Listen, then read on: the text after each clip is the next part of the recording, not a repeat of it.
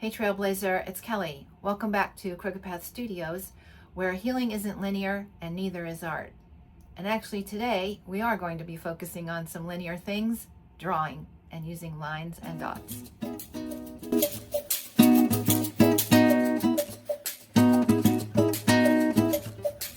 This mindful drawing technique called slow drawing was developed by Amy Markle, and you can learn more about it in her book, Draw Yourself Calm, which I do recommend. I've been working through it for a while now, and I've really enjoyed it quite a bit.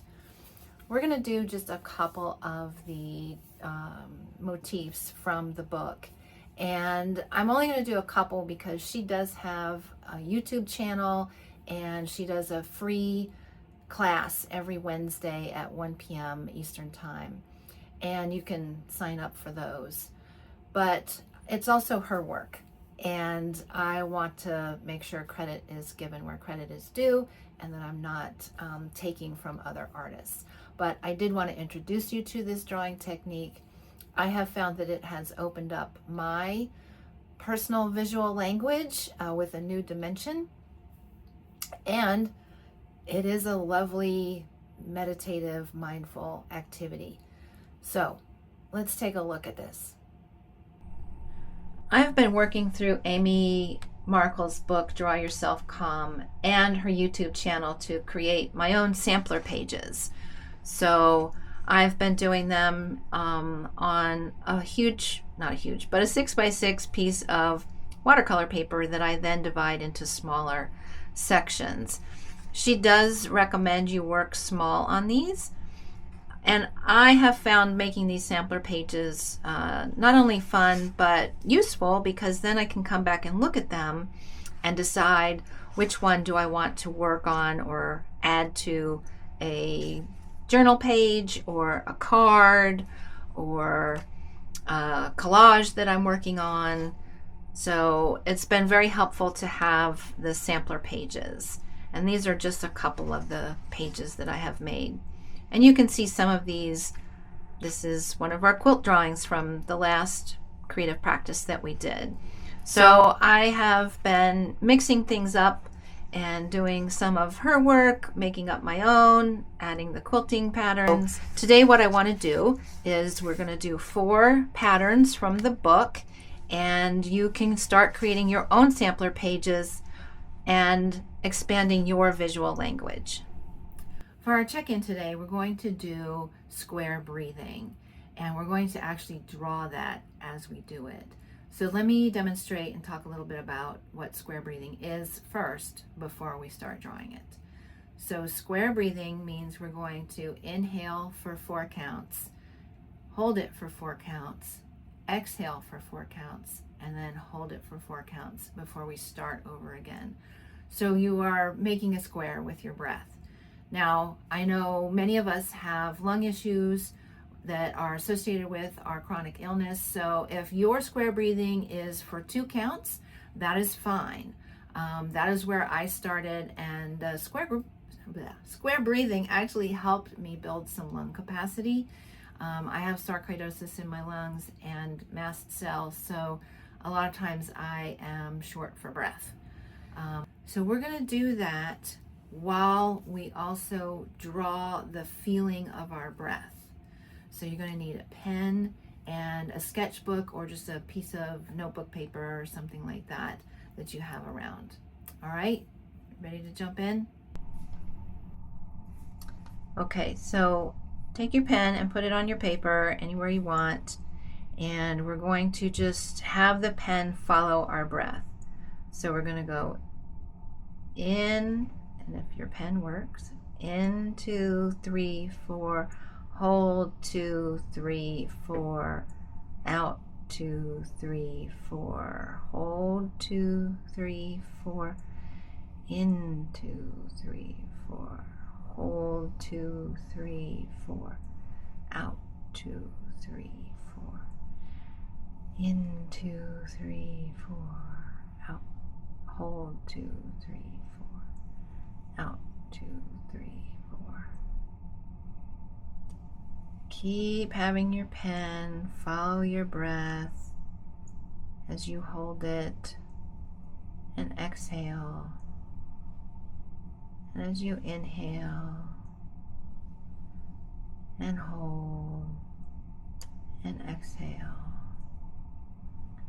and hold. And keep going. You can have it run off the paper. You can have it start on the other side.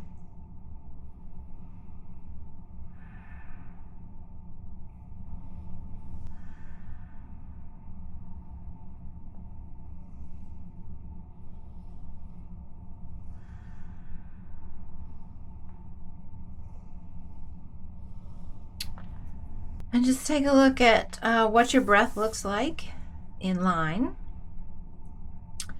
And look at the shapes that were made. If yours overlap, if they don't, look at the shapes that were made without it overlapping. If it was overlapping, look at the variety of shapes that were made. And think about how you might use this breathing and drawing technique during the day. So the 4 that I want to demonstrate today are cloth, dot, nook, and one that I have not done yet, edge. So let's get started. Let's start with dot, because a dot is the most basic form of line and movement that we can do. And so we're just starting with some dots clustered around, and you might start spreading them out a bit. Really just thinking about how we want these dots to move.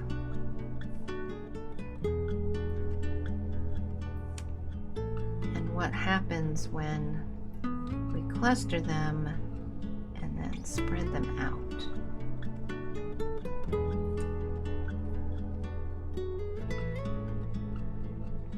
So I'm clustering them here and then spreading them out.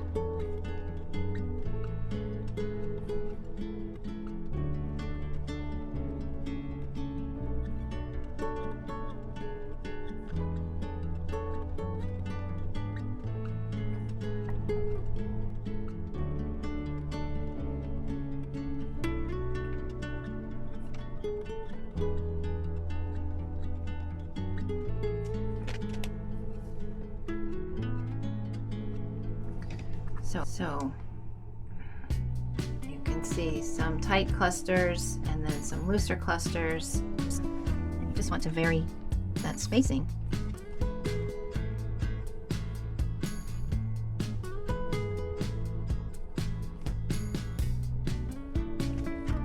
Sometimes you have to hold your paper.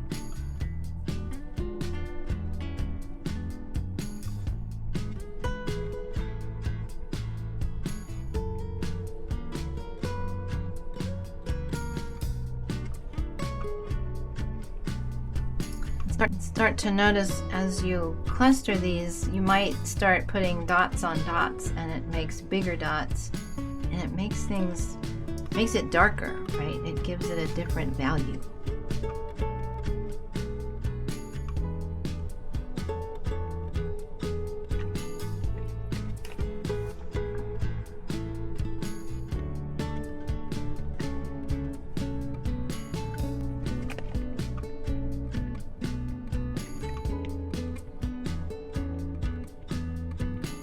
As you begin to make more dots, you can start to see shapes appear and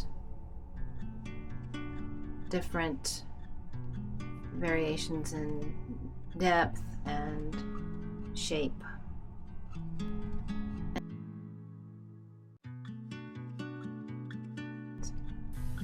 This pattern often reminds me of flocks of birds in the sky, especially in the fall when the starlings are migrating here. And those flocks usually create these undulating orbs that get denser and spread apart and move. And so just some dots, and gives it shape and form.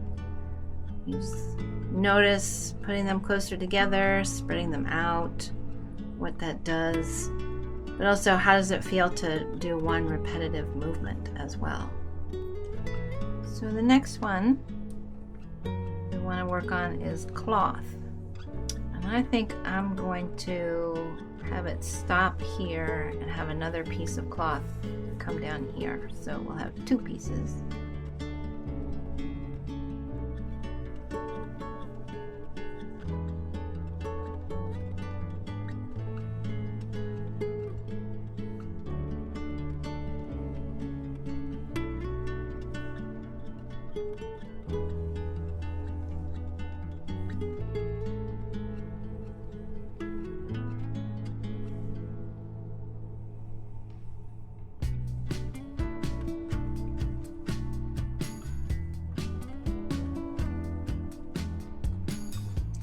And that has just given me the edge of the cloth there.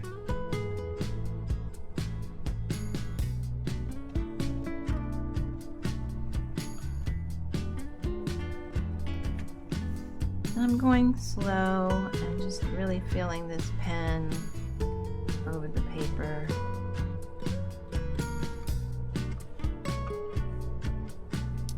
This is a new pen I haven't used before, so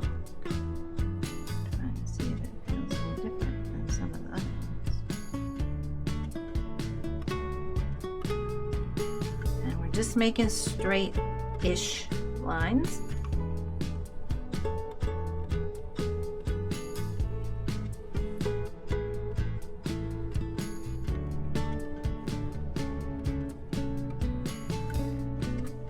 Just think about a cloth, how tight it's woven and what those fibers look like.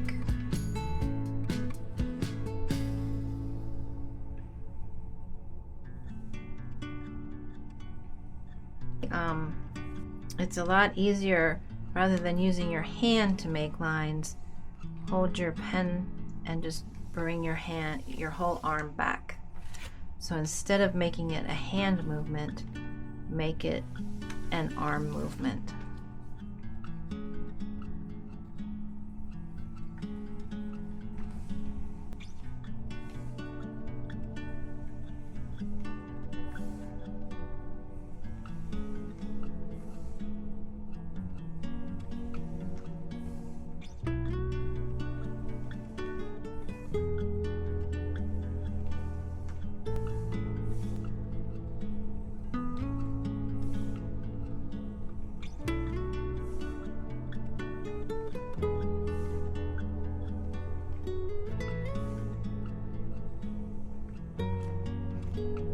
Okay, so now we're going to start at the bottom part of the cloth.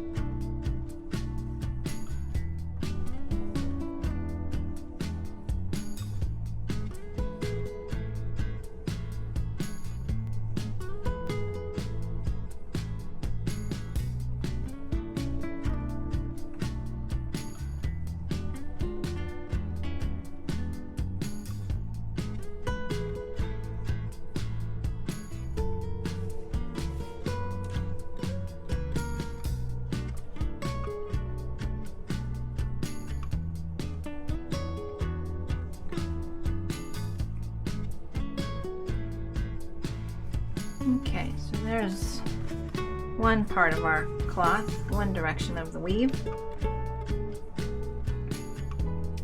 Now we're going to start the rest of it.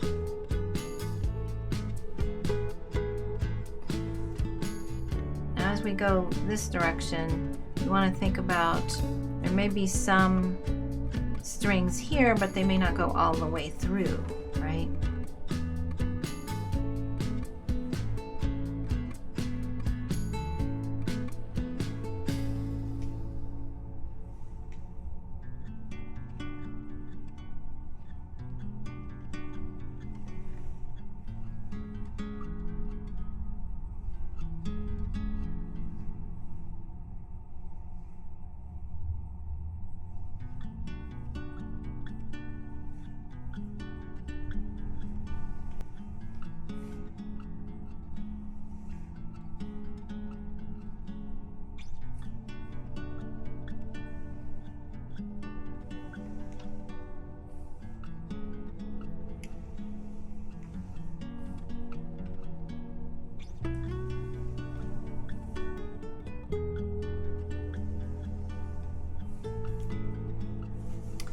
Also, to me, it looks like a torn screen, like on a porch. We had that happen. Was it the year before? We had a foster dog who was here with us, and she had been getting along really great with one of our cats, and so I had them both out on the back porch, and Winnie, the foster dog, got all excited. She was so happy. And our cat misinterpreted her happy, bouncy joyfulness as aggression. And the cat just lunged at her, well, flew at her. And Winnie took the quickest path off of the porch, which was right through the screen, and tore a giant hole in the screen.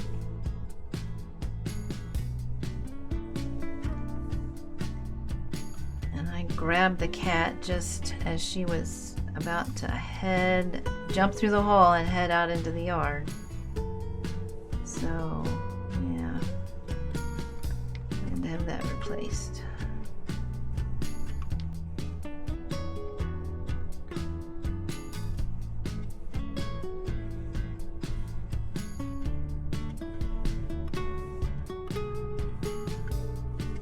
Oops. Alright, well, that's what happens when you don't go slow. And your hand is used to doing that little flick at the edge of a paper.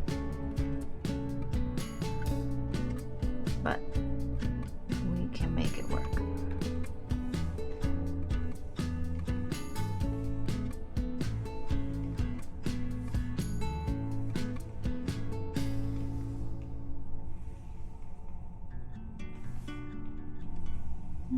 Okay, let's get that in there. There we go. Okay. There, now we have like torn fabric. So now we'll do edge. And I think I'm going to do something similar to this that will have two pieces. And for edge, you just want to make a scraggly kind of crazy line, and I'm gonna hook it right to that there. So that's one piece, and then the other piece,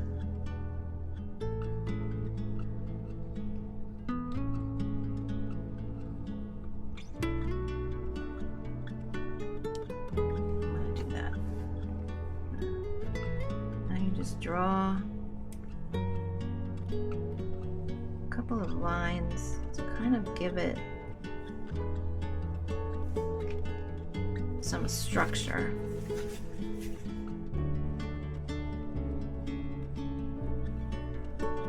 They don't have to be straight, they can be curved.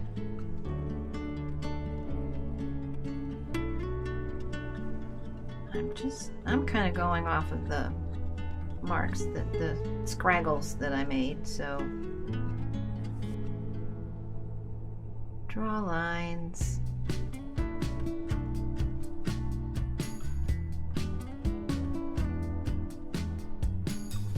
Edge is probably one of the most dramatic and easiest patterns. You are echoing the line you just made and letting it follow a natural curve or converge in on itself. And by doing that, you're creating depth or space and texture.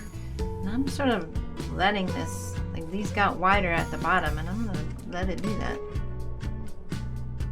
Perfectly okay.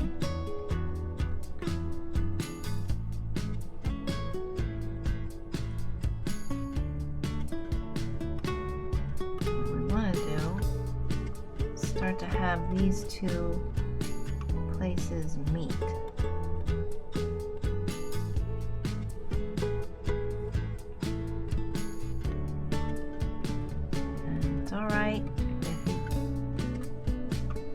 Here the lines are going over each other. That is fine. That is going to give it some depth. Make it look like it's folding in on itself, which is kind of cool. And the other thing about working small is you can turn your paper any way you want it or need it to be so that you can continue to make the lines.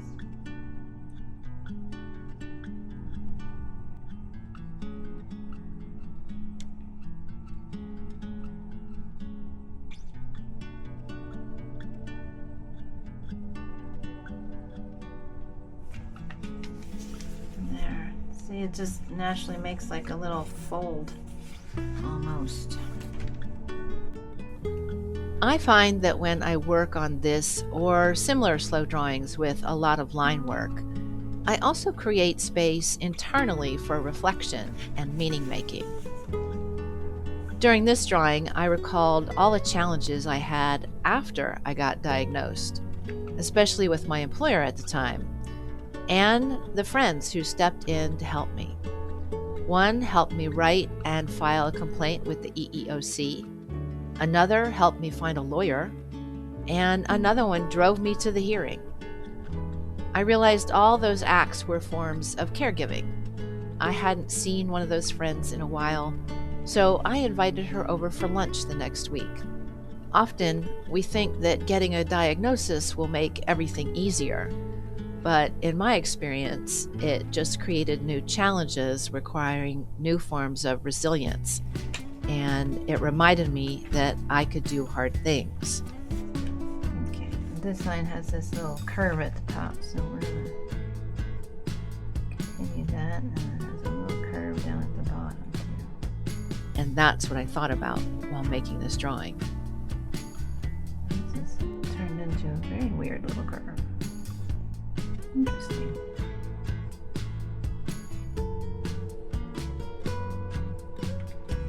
Oh. Very cool.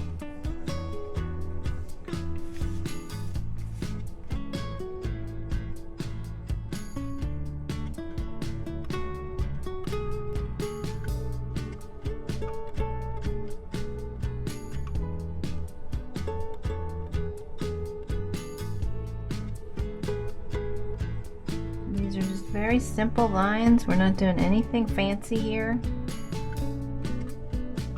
We are just making lines.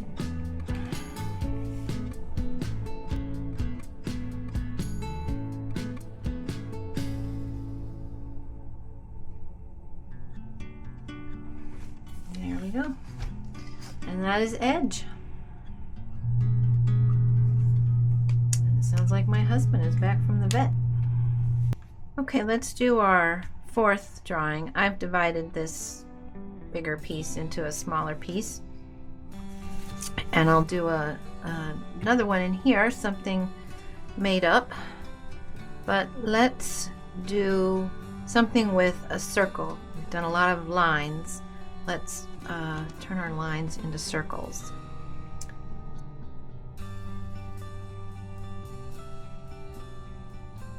I'm just starting with a couple of circles.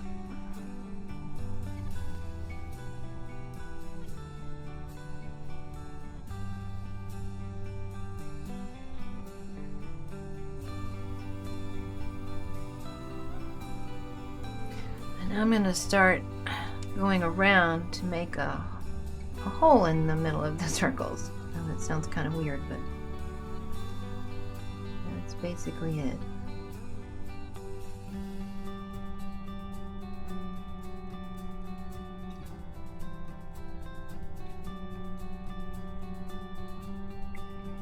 Now we've got a little hole.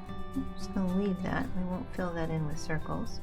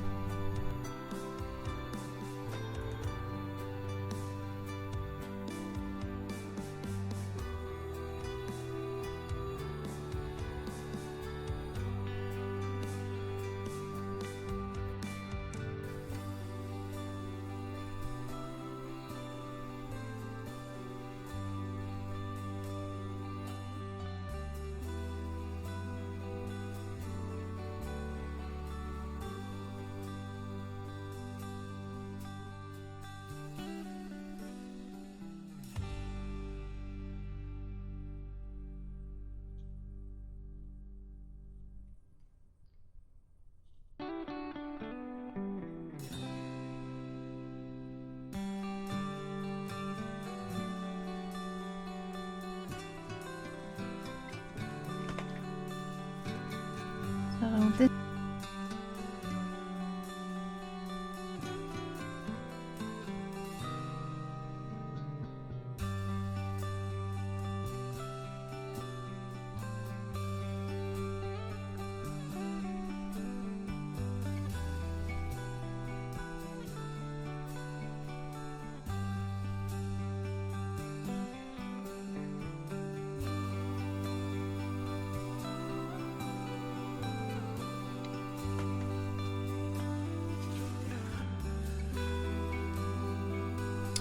I think that looks fine.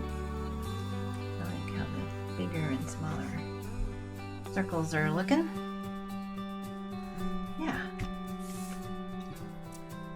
Okay, I'm gonna do one here, and we can just make some up. Excuse me. Because it's lines and circles and dots, right? So let's do a circle. And we'll do some smaller circles in the middle of this.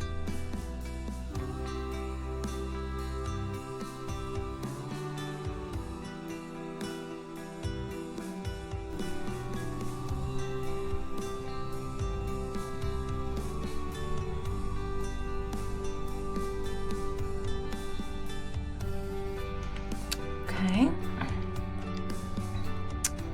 And then I think I want just some little arcs. We did in the last practice. Some little arcs. All around that.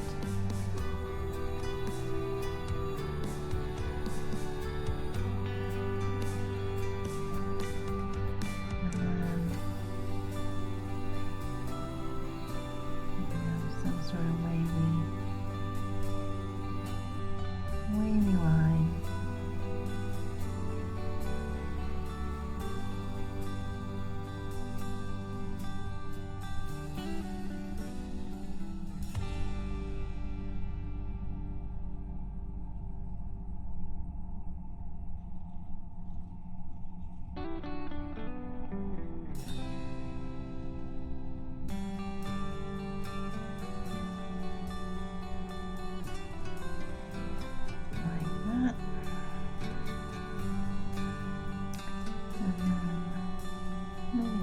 circle here.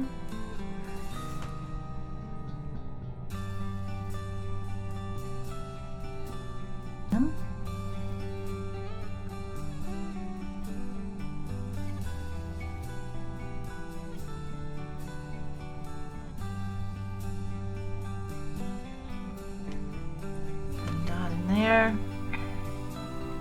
And then this one. Do that. So another wavy line, more wavy line.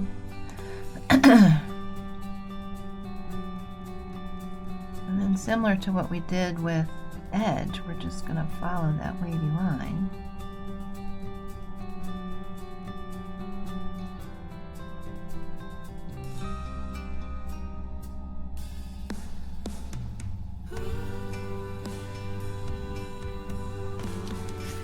That. Flip that around so I can get to it better.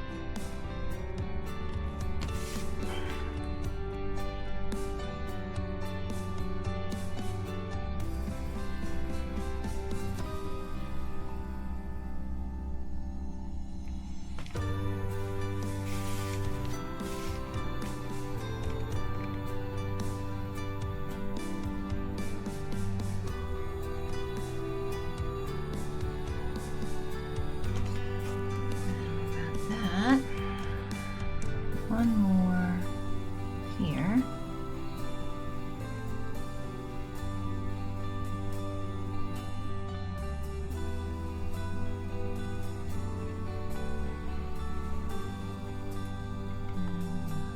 Do that.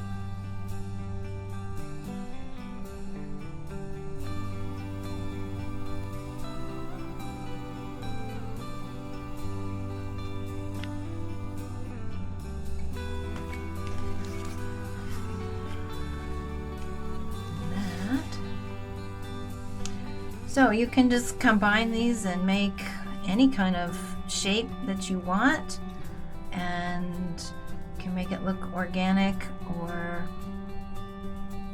if you want something more structured, you can certainly do squares. Let's do some reflection. Take a look. Which of these drawings held your attention while you did it? Maybe you lost track of time while you were working on it, or maybe it brought up memories and ideas. So think about what those memories and ideas were, and how did drawing help you connect these things? How did these drawings help you maybe connect to a new sense of self? And finally, how might you be able to use slow drawing during the day, especially if you're having a stressful day? For checkout today, before we go, you can get out the hand drawing that we started in the last drawing practice, line practice, and finish that or add to it any of these kinds of designs that we've started today. And just spend about 5-10 minutes filling in your hand with any of the motifs that we've worked on, either in this practice or the last one, the quilt drawing practice. If you're part of my Substack community, I invite you to post your work to the chat in Substack. Remember, the chat is the space where we reflect and share. It's not a critique space, because that's not what we do here, right? And if you're not part of the Crooked Path community, I invite you to come join us and create in community with us. As I mentioned at the start of this practice, a lot of this is based on Amy Markle and her book, Draw Yourself Calm. And I have put those links in the Substack post and also in the YouTube notes. So until next time, stay on your crooked path.